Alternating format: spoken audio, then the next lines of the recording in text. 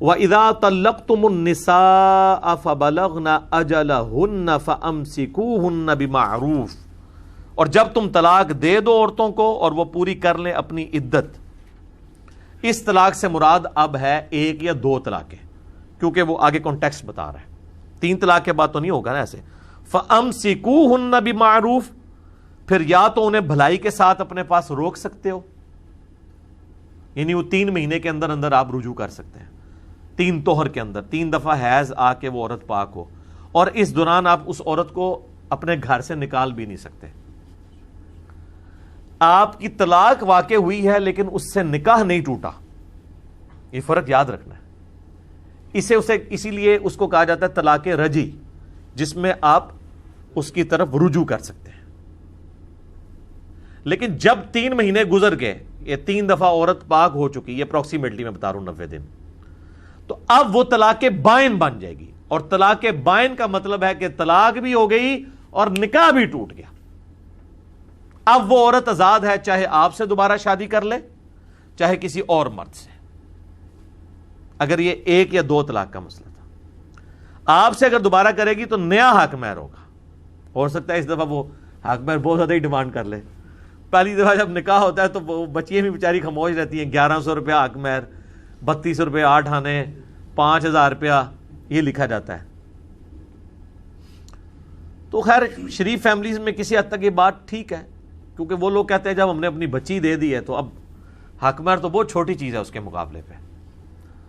تو نبری ہوتی ہیں، اور جنہوں نے وہ زیادہ حق مہر لکھوائے ہوتے ہیں وہ اس چکر میں ہوتے ہیں کہ طلاق واقع نہ ہو، پھر بھی طلاق ہو جاتی ہے. اور اگر طلاق نہ بھی ہو تب بھی وہ عورت سسپینڈڈ ہو جاتی ہے، مرد بھاگ جاتا ہے، حق مہر پھر بھی کوئی نہیں واپس ملتا، اینڈ رزلٹ پھر وہی نکلتا ہے. تو اللہ تعالیٰ ہمارا 1 یا 2 طلاقیں دی ہیں نا، اس کے بعد یا معروف طریقے سے اس عورت کو رکھنا ہے، او سرحوہن بمعروف، یا اسے معروف طریقے کے ساتھ چھوڑ دینا ہے. یعنی یہ نہیں کوئی ظلم نہیں کرنا، کوئی پراپوگنڈا نہیں کرنا، کوئی اس کا سکینڈل نہیں نکال دینا اپنے آپ کو بچانے کے لیے، اس کے پہ کوئی تہمت نہیں لگا دینی. اور سورۃ النساء میں آئے گا جو اگر تم نے ڈھیروں سونا چاندی بھی اسے دیا ہوا ہے تو وہ اب تم نے حق مہر پرانے والا واپس نہیں لینا، وہ اس کی ملکیت ہے. ونس بیوی کے ساتھ آپ نے ازدواجی تعلق قائم کر لیا، حق مہر واپس نہیں آپ لے سکتے. اور اگر ازدواجی تعلق قائم نہیں ہوا، رخصتی نہیں ہوئی تھی، صرف نکاح ہوا تھا، پھر بھی آدھا حق مہر دینا ہے. وہ آگے آیات آ جائیں گی، آدھا حق مہر پھر بھی دینا پڑنا ہے. اور یہاں پہ اگر آپ نے کروڑوں اربوں روپیہ بھی دیا ہوا ہے، واپس نہیں آپ لے سکتے. وَلَا تُمْسِكُوهُنَّ ضِرَارًا لِتَعْتَدُوا، اور دیکھو اپنے پاس انہیں روک کرنا رکھو اس نیت سے کہ ان کے ساتھ زیادتی کرو گے.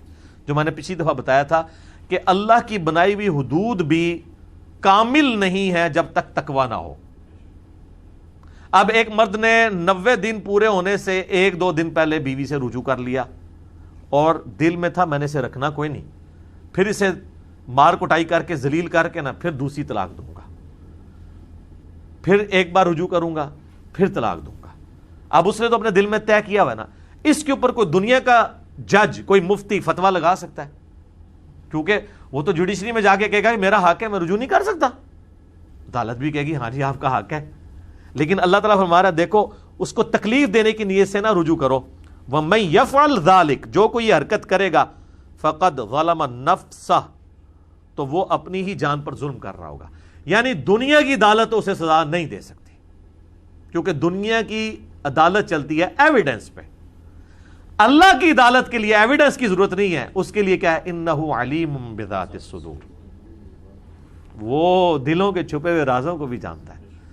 سورہ غافر جسے سورہ المومن میں آتا ہے، اللہ تعالیٰ تمہاری آنکھوں کی خیانت کو بھی جانتا ہے. سر آنکھوں کی خیانت کس لیول پہ جا کے بات کی جا رہی ہے، یہ جناب یہ اللہ ہی سارا حساب رکھ سکتا ہے، کوئی فرشتہ نہیں رکھ سکتا. یہ اللہ کی کوالٹی ہے. وَلَا تَتَّخِذُوا آیَاتِ اللَّهِ هُزُوًا، اور دیکھو اللہ کی آیات کو ٹھٹا نہ بنا لینا. اللہ کی آیات کو ٹھٹا بنانا یہی ہے کہ یہ میرا حق ہے جی، میں کیوں نہیں رجوع کر سکتا. حق تو ہے تیرا، لیکن تو اندر تو اسی اللہ نے جس نے حق دیا اس نے بھی تجھے ساتھ کہا تھا نا کہ دیکھنا تکلیف کی نیت سے، دینے کی نیت سے رجوع نہیں کرنا. تو آدھا حکم تو اس کا مان رہا ہے جس کو تو جوڈیشری کے اندر ڈیفینڈ کر سکتا ہے، اور جو اللہ کی عدالت میں جا کے تو پکڑا جا سکتا ہے، دنیا کی عدالت سے بھاگ سکتا ہے، وہ والا حکم جو ہے وہ پس پشت تو نے ڈال دیا. تو اس کو اللہ نے کہا یہ اللہ کی آیات کا مذاق اڑانا ہے. وَاذْكُرُوا نِعْمَةَ اللَّهِ عَلَيْكُمْ، اور یاد کرو اللہ کی اس نعمت کو جو اس نے تم پہ کی. وَمَا أَنزَلَ عَلَيْكُمْ مِنَ الْكِتَابِ، کہ اس نے تم پر کتاب نازل کی ہے. یعنی اللہ کی یہ نعمت ہے کہ اللہ نے تمہیں شریعت کے احکام سکھائے ہیں. والحکمہ، اور نصیحت، حکمت. یعظکم بہ، اور وہ نصیحت فرماتا ہے تمہیں اس سے. واتقوا اللہ، اور ڈر جاؤ اللہ سے. واعلموا، اور جان لو. ان اللہ بکل شیء علیم، کہ اللہ تعالی ہر چیز کو خوب جاننے والا ہے. یہ ہے اصل میں وہ تلوار کہ دنیا کے بڑے سے بڑے جج کو تم دھوکہ دے سکتے ہو، اللہ کو نہیں دے سکتے. اسی پہ میں بار بار یہ جملہ بولتا ہوں کہ اللہ کی حدود بھی کامل اس وقت ہیں اپنی اسٹیبلشمنٹ کے اعتبار سے جب گاڈ کانشیسنس ہوگی. ادروائز آپ اللہ کے بنائے ہوئے قوانین میں بھی کوئی نہ کوئی لوپ ہول تلاش کر لیں گے. اس کی مثال بخاری اور مسلم میں ہے. متفقن علیہ حدیث ہے، متفقن جو بخاری اور مسلم دونوں میں ہے. نبی علیہ السلام نے فرمایا تم میں سے بعض اوقات لوگ میرے پاس مقدمہ لے کر آتے ہیں اور کوئی ان میں سے چرب زبان ہوتا ہے اور وہ اپنی چرب زبانی سے مجھے قائل کر لیتا ہے کہ میں اس کے حق میں فیصلہ کر دوں شواہد کی بنیاد پہ، حالانکہ اسے پتا ہوتا ہے کہ وہ ناحق ہے. اگر میں بھی تمہارے حق میں فیصلہ کر دوں تب بھی تم دوزخ کی آگ کا ٹکڑا اپنے ساتھ لے کے جا رہے ہوگے اگر تم نے ناحق مجھ سے فیصلہ کروا لیا، کیونکہ میں نے تو ظاہر کے اوپر فیصلہ کرنا ہے نا. اللہ یہ کہ نبی علیہ السلام کو اللہ وحی کے ذریعے بتا دے کہ یہ 2 نمبری کر رہا ہے، ورنہ تو نہیں پتا جب تک وحی نازل نہ ہو. اگر نبی علیہ السلام کا کیا ہوا فیصلہ بھی، اس کی سپورٹ بھی آپ کو دوزخ سے نہیں بچا سک رہی اگر آپ ناحق ہیں، تو دنیا کی عدالتیں اگر آپ کے حق میں فیصلہ بھی کر لیں، آپ اللہ تعالیٰ کی بارگاہ میں کیسے کہہ سکتے ہیں کہ جی میرے حق میں فیصلہ ہے؟ رسول اللہ سے بڑی بارگاہ کون سی ہے؟ اللہ تعالیٰ کہہ رہے ہیں میرے نبی بھی تمہیں فیصلہ کر دینا تب بھی وہ اسٹیبلش نہیں ہوگا. دنیا میں ہو جائے گا، آخرت میں آگ کا ٹکڑا ہے وہ. دنیا میں تو سورہ توبہ میں آتا ہے کہ وہ منافقین آگے بہانے کرتے تھے، حضور قبول کر لیتے تھے. تو اللہ تعالیٰ نے پھر کہا کہ بھئی یہ اے نبی تمہیں تو راضی کر لیں گے، مجھے کیسے راضی کر سکتے ہیں؟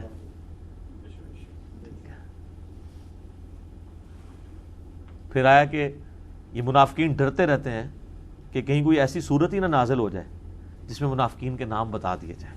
یہ ہر وقت ڈرتے رہتے ہیں. اے مسلمانوں تم سے ڈرتے رہتے ہیں کہ یہ صورت نہ کوئی ایسی نازل ہو جائے کہ ان کو ایکسپوز کر دیا جائے. تو سر اس سے تو بالکل عقیدہ علم غیب کلیئر ہو گیا کہ اگر صحابہ کرام کے بارے میں اللہ تعالیٰ یہ فرما رہا ہے کہ منافقین تم سے ڈرتے ہیں کہ کہیں اللہ تعالیٰ قرآن میں ایسی صورت نازل نہ کر دے جس میں منافقین کے نام بتا دیے جائیں، تو یہ تو اللہ تعالیٰ خود عقیدہ بتا رہا ہے کہ صحابہ کو بھی نہیں پتا منافق کون ہے. تو آپ تو بزرگوں کے بارے میں عقیدہ علم غیب رکھے ہوئے ہیں اور پھر ہمیں کہتے ہیں جی جس صحابی نے ایک دفعہ بھی حضور کو دیکھ لیا چاہے وہ حضرت واشی کیوں نہ ہو، ان کے گھوڑے کے ٹاپوں سے بھی کوئی خاک اڑ کے وہ اس گھوڑے کی ناک میں بیٹھے نا تو ایک غوث کتب ابدال اس تک بھی نہیں پہنچ سکتا. یہی کہتے ہیں نا. تو اگر غوث کتب ابدال وہاں تک نہیں پہنچ سکتا اور وہ جو صحابی اس گھوڑے کے اوپر بیٹھا ہوا ہے اس کو تو علم غیب کوئی نہیں ہے، غوث کتب ابدال کو کہاں سے علم غیب آ گیا؟ کہانی ہے. اس پہ جتنا مرضی بھی یہ کہانیاں کروا لیں، الٹیمیٹلی میں نے تو ان کا معاملہ ہی ختم کر دیا کہ ٹھیک ہے یار to cut the story short چھوڑ دو، میں اپنا میکینیکل انجینئرنگ کا فارمولہ نا اس کاغذ پہ لکھ کے دیتا ہوں، آپ کے غوث کتب ابدال سارے دنیا کے مل کے وہ مجھے پڑھ کے بتا دیں یہ لکھا کیا ہوا ہے. سمجھنا نہیں نا، وہ تو بہت ہی بےزتی ہے، صرف یہ بتا دیں لکھا کیا ہوا ہے.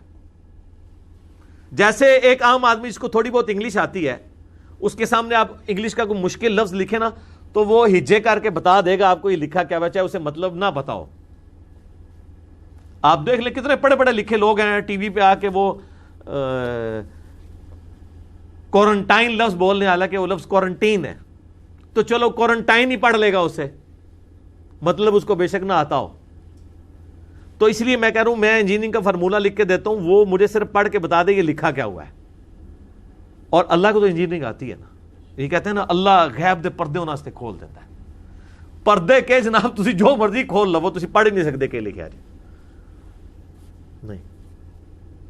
تو یہ خام خواہ انہوں نے, حتیٰ کہ میں آپ کو بتاؤں بخاری مسلم میں جو کعب بن مالک کی توبہ کا واقعہ ہے, جو 3 اصحاب پیچھے رہ گئے تھے, اس میں کعب بن مالک کہتے ہیں کہ منافقین بھی بہانے کر رہے تھے, ہم نے بھی سوچا ہم بھی جا کے بہانہ کر لیتے ہیں, اور وہ کہتے ہیں کہ جب تک اللہ نے حضور کو بتایا تو حضور کو نہیں پتہ چلتا تھا کون جھوٹ بول رہا ہے کون سچ بول رہا ہے. یہ وہ صحابی عقیدہ بتا رہے ہیں, اللہ یہ کہ اللہ وحی کے ذریعے بتا دے.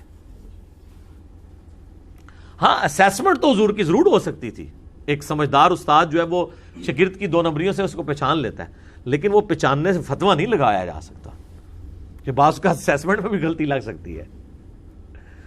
تو وہ صحابی کہتے ہیں جب تک اللہ نہیں بتاتا تھا نہیں پتہ چلتا تھا. تو یہ انہوں نے کیا کیا کچھ مشہور کر دیا.